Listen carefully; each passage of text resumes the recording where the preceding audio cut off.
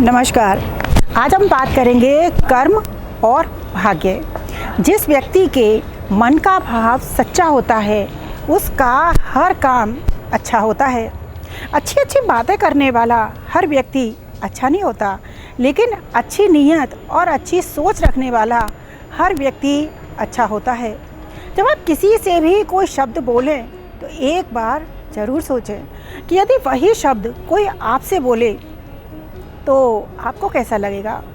नाराज़ होना और रूठना रिश्तों में आम बात है, लेकिन किसी के बिना हमारी ज़िंदगी ठहर जाएगी, आपके बिना किसी की ज़िंदगी ठहर जाएगी, ये आपका वहम है। एक बार कर्म और भाग्य आपस में बातें कर रहे थे तो कर्म ने भाग्य से कहा कि क्या तुम्हें लगता है कि तुम अकेले किसी की ज़िंदगी बदल सकते हो, बिना मेरे तुम किसी का कुछ भी कर सकते हो। तो भाग्य ने थोड़ा घमंड भरे स्वर में इतराते हुए कहा, हाँ, मैं तुम्हारे बिना भी लोगों की ज़िंदगी बना सकता हूँ। तब कर्म ने कहा कि तुम्हारी बात ठीक है, लेकिन अधूरी है। बिना कर्म के तुम किसी का भाग्य कैसे बदल सकते हो, किसी को खुशी कैसे दे सकते हो।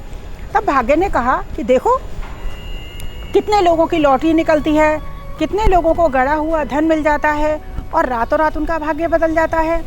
तब कर्म ने मुस्कुराते हुए कहा कि हाँ, तुम्हारी बात सही है पर अधूरी है। तुम भाग्य से किसी को मौका दे सकते हो, लेकिन थोड़े वक्त के लिए।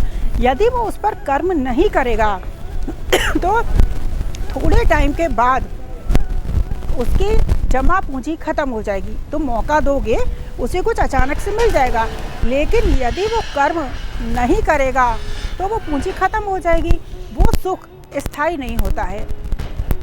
तब भाग्य ने कहा, हाँ, तुम ठीक कह रहे हो, लेकिन मैं लोगों को मौका तो देता हूँ, बिना मेहनत के लोगों को खुशी तो देता हूँ। कर्म ने कहा, हाँ, तुम मौका देते हो, ये मैं मानता हूँ, लेकिन बिना कर्म किए, बिना परिश्रम किए इंसान को स्थायी सुख, हमेशा के लिए सुख, हमेशा के लिए चीज़ें नहीं मिल सकती हैं। उसके लिए उसे कर्म करना ही पड़ता है। तब भाग्य ने मुस्कुरा के हाँ करी। तब कर्म ने कहा, मैं नींव हूँ और तुम छत हो। किसी भी इमारत को बनाने के लिए नींव और छत दोनों की ज़रूरत होती है। एक बार राजू एक छोटा किसान था, गांव में काम करता था और उसके बगल में उसका एक दोस्त था।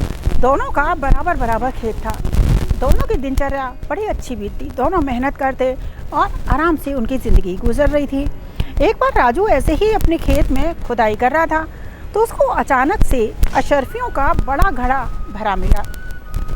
तो उसने वो घड़ा ले लिया और अशर्फियाँ बेचकर बहुत सारा धन उसको मिल गया। वो बड़ा खुश हुआ। अब उसने मेहनत करनी छोड़ दी, ऐशो आराम की ज़िंदगी जीने लगा। उसका जो मन करता वो खाता, जो मन करता पहनता, महंगे से महंगे कपड़े पहनता, शराब पीता, जो उसका मन करता, ऐशो आराम से वो ज़िंदगी जीने लगा। थोड़े वक्त के बाद उसका वो पैसा ख़त्म हो गया और उसके बराबर वाला दोस्त, जो बराबर में जिसका खेत था, वो वैसे ही मेहनत करता रहा, वैसे ही जीवन चलाता रहा। एक दिन वो उसके पास गया, यार, मैं बड़ा परेशान हूँ, अब तो मेहनत की भी आदत छूट गई है और मेरा धन भी ख़त्म हो गया है। तब उस दोस्त ने समझाया, देखो, तुम्हें भाग्य ने कितना अच्छा मौका दिया था, तुम्हें कितना सारा धन मिला था। यदि तुम उस धन को लेकर बहुत बड़ा थोड़ी और ज़मीन खरीद लेते और अच्छा कर्म करते, मेहनत करते, तो आज तुम कितने बड़े आदमी होते।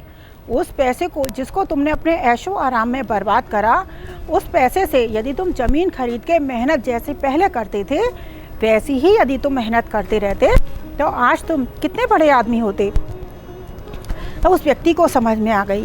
फिर उस राजू ने अपनी ही ज़मीन पर खूब अच्छी मेहनत करी और खेती करी और उसका जीवन बहुत खुशहाल हो गया, क्योंकि अब उसे जीवन का रहस्य, कर्म का रहस्य समझ में आ गया था।